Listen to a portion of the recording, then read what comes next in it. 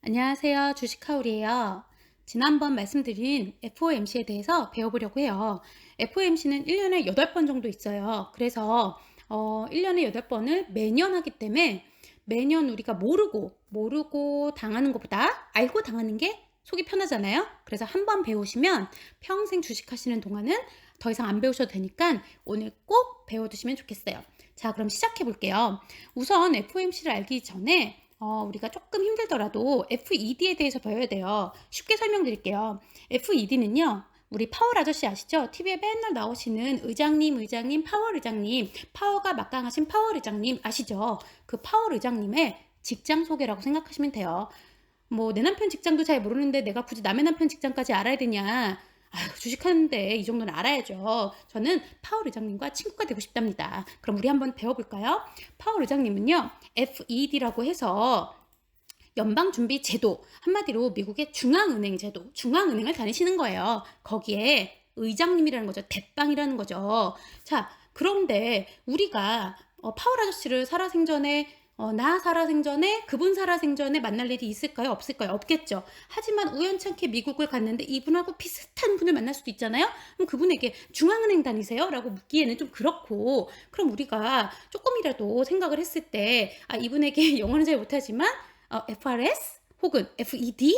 라고 물었을 때 그분에서 yes 혹은 no 하겠죠. 자, 그래서 FRS나 FED나 같다고 생각하시면 돼요. 뭐 앞에 거 세 개를 갖다 붙이냐 아니면 앞에 하나하나씩 띄어서 붙이냐 이 차이인 거예요. 그래서 이렇게 딱 보시면 알겠죠. 뭐 읽지 못하는 건 아닌데 발음이 저급해서 읽어드리지 않으려고 하는 것 뿐인데 그래도 한번 읽어볼까요? The Federal Reserve System. 그래서 FRS. 이거 R이라고 하면 안 되더라고요. all. FRS. 그죠? 또는 Federal의 FED만 따서 FED라고 해요. 그럼 우리 이제 파월 의장님이 어디 다니신다? FED. 자, 끝났어요. 와우. 그럼 여기서 뭐 하냐? 뭐 그냥 가셔서 브런치 드시고 오시는 건 아닐 거 아니에요. 그럼 뭐 하는지 한번 볼까요? 와, 연방준비제도에서는요, FED에서는요, 통화금융정책 결정 및 수행을 한대요. 국가의 통화 공급량을 조절한대요. 통화, 여보세요? 이런 통화 아니고요. 그 정도는 아시죠? 우리 통용되는 화폐 아시죠? 이거를 공급량을 늘렸다, 달러를 찍어냈다, 달러를 뭐 없앴다, 달러를 안 찍었다, 이런 공급량을 조절한다는 거죠. 그래서 이런 정책을 결정하고 수행하는 역할을 하는 곳이 중앙은행이라는 거죠. 자, 그러면 너무 쉽죠? 여기까지 끝났어요. 파월 아저씨가 계신 곳 직장은 FED라는 곳인데 그럼 그 안에서 FRB는 뭐냐? 와, 별걸 다 알아내요. 그죠? 자, 볼게요. 연방준비제도 이사회. 아까는 준비제도까지 FED 다니시는 분인데 그 다니시는 안에서도 또 이렇게 또 감투도 좋아하시고 또 이제 그룹 좋아하시잖아요. FRB라고 이사회가 있어요. 자, 이 이사회는요. 의장님 말고도 여러분의 여섯 분이 계세요. 왼팔, 오른팔, 오른다리, 왼다리, 오른쪽 궁딩이, 왼쪽 궁딩이 해가지고 이렇게 한 몸을 파울 아저씨가 한 몸이면 이렇게 한 6분이 팍팍팍 붙어 있으신 거죠. 그 6분과 함께 총 7명이에요. 이사회를 만드셔서 이렇게 운영을 하시는 거죠. 자, 이분이 만든 건 아니고요. 자, 그러면 여기서는 뭐 하냐? 우리가 이제 배워야 되는 공개 시장 조작 그리고 금리 규제. 자, 이 공개 시장 조작과 금리 규제가 굉장히 중요하죠. 공개 시장 조작이 뭐예요? 공개한다는 거예요. 시장을 조작하는 거를. 이게 무슨 얘기냐면요. 내가 통화를 자 인플레이션이 심해. 그래서 통화량을 어떻게 할까? 이러면서 얘기하고 나 요번에 돈을 더 찍어낼 거야. 아니면 회수 내가 빌려준 거 다 내놔. 이런 거를 공개적으로 시장을 공개적으로 얘기를 해서 말이 조작이지 조작이라기보다 잘 돌아가게, 경제가 잘 돌아가게 조작을 한다는 얘기죠. 자, 그러면 그 다음 또 볼까요? 자, 이거는 그냥 쭉 한번 읽어보세요. FOMC의 어떤 위원회, 이사회 분들이 어떻게 운영이 되고 어떻게 하는지. 자, 그리고 자, 드디어 나왔어요. FOMC. 래퍼처럼 너무 말이 빨리 했나 봐요. 숨이 차가지고 한번 끊고 왔어요. 자, 다시 한번 해볼게요. 자, 이제 거의 끝이 다가오고 있어요. FOMC는 뭐냐? 자, FOMC는요, 보시면 단기 통화 정책 결정 기구래요. 아까 제가 방금 뭐라 했었죠? 처음에 8번 한다 그랬죠? 잭스홀 미팅은 기억나세요? 1년에 한 번, 그죠? 근데 이거는요, 단기 통화 정책이래요. 단기적으로, 자, 몇 달에 한 번씩 지금 우리가 통화를 어떻게 해야 될까? 어떻게 해야 될까를 몇 달에 한 번씩 한다는 거예요. 그래서 요번에 9월 21일 날 FOMC가 또 하게 되죠. 그래서 1년에 8번이기 때문에 요번 한 번만 공부하고 매년 8번. 그래서 중요하다는 거예요. 자, 그럼 볼까요? 자, FOMC는요, 1년에 8번 정기회의를 하고, 그 다음에 거기서 나온 회의에 나온 의사록은 1개월 후 혹은 3주 안에, 3주 뒤에 공표를 한대요. 그러니까 9월에 회의를 하잖아요. 9월 21일 날 회의를 하면, 그럼 10월 21일 안쪽으로 발표를 하겠죠. 우리가 그때 이런 의논을 했고, 이런 회의를 했어. 그래서 앞으로 이렇게 할 거야. 라는 걸 그때 발표를 하겠죠. 그럼 이게 왜 중요하냐? 테이퍼링 때문이에요. 왜냐면, 자, 9월 21일 날 테이퍼링에 대해서 논의를 할 거란 말이죠.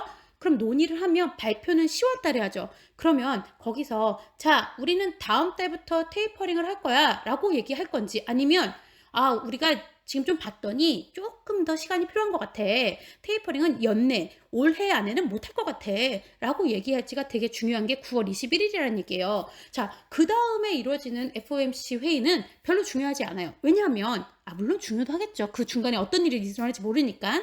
근데 왜 테이퍼링에 대해서는 좀 더 중요하지 않냐면, 대부분 테이퍼링은 내년에 했으면 좋겠다. 혹은 내년에 할 거라고 예상을 하고 있어요. 근데 올해 할지 내년에 할지를 정하는 건 9월 21일인 거죠. 한 달 뒤에 발표하니까. 근데 10월이나 11월에 만약에 FOMC가 또 되면 그때 회의를 하고 발표는 12월에 넘어가던 뭐 1월로 넘어가겠죠. 그러면 결국에는 올해 안에는 테이퍼링을 하지 않고 내년으로 넘어가는 거잖아요. 그래서 테이퍼링에 관련돼서는 이번 9월 21일이 굉장히 중요해요. 그래서 우리가 배우고 있는 중이고요. 자, 그러면 이 FOMC는 몇 명으로 돼 있냐? 아까 이사회 7분, 파월 아저씨랑 같이 7분 계시잖아요, 함께. 그 7분이 나머지 6분이 좀 힘드실 거 아니에요. 그래서 나머지 6분도 야, 또 우리 말고도 좀 같이 일할 사람 필요하지 않겠냐? 라고 했어요. 그랬더니 파월 회장님이 오케이. 그러면 우리 5명만 더 뽑아볼까? 대신에 지방은행들 있잖아. 거기 총재들 구성해가지고 한번 해보자 해서 지방은행 총재 5명을 뽑아요. 근데 그 중에 또 지방은행에서도 뉴욕 연방은행 총재가 또 대빵이에요. 또 그 중에. 그래서 그 뉴욕 연방은행 총재는 무조건 끼고 나머지는 교대로 선출이 되는 거예요. 그렇게 해서 모두 5명.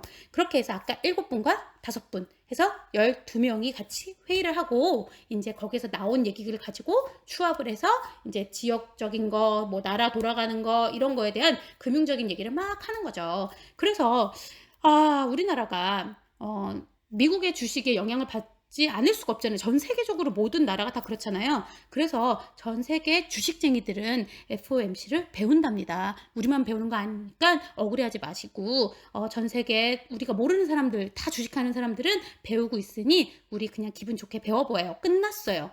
와, 되게 빨리 끝났죠. 자, 그러면 요점 정리 한번 해볼게요. 자, 연방준비은행 이런 거는 뭐 FRB 뭐 그 밑에 있는 짜잘한 은행이라는 얘기겠죠? 이런 거 그냥 한번 읽어보시고요. 자, 요약.